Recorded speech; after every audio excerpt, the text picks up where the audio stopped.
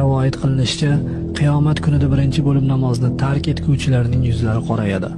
Jahannamda lam deb nomlanmish ilonlar darasi bo'lib, har bir ilonning yo'g'onligi tuyaning bo'ynidek, uzunligi 1 oylik masofadek bo'ladi. Ular namozni tark etuvchilarni chaqadilar. Uning zahari namozni tark etuvchining jismida 70 yil qaynaydi-da, so'ng uning yoshlari erib tushadi. Yana bir rivoyat borki, bu har qanday insofli odamni hidoyat ko'chasiga chorlaydi. Bani Isroillik bir ayol Muso alayhissalom huzurlariga kelib, "Ey Allohning elchisi, men ulkan gunoh qilib qo'ydim-da, bu gunohimdan Alloh taologa tavba qildim. Allohdan tavbamni qabul qilib, gunohimni mag'firat etishini so'rab duo qiling" dedi.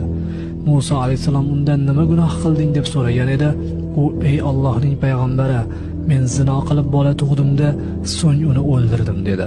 Shunda Muso unga "Chiq bu yerdan, ey fojira, yana kasofating tufayli osmondan olov tushib bizni yondirib yubormasin" dedi. Ayol payg'ambar huzuridan qalbi o'ksgan holda chiqib ketdi. Jabroil alayhissalom tushib, "Ey Muso, Robb taolo nima uchun tavba qilgan ayolni qaytarib yubording? Undan ko'ra yomonroq kimsa borligini bilmaysanmi?" deyapti dedilar. Muso alayhissalom "Ey Jabroil, undan ham yomonroq kimsa kim?" deb so'ragan edi. "Qasddan bila turib namozni tark etgan kishi" degan javob bo'ldi.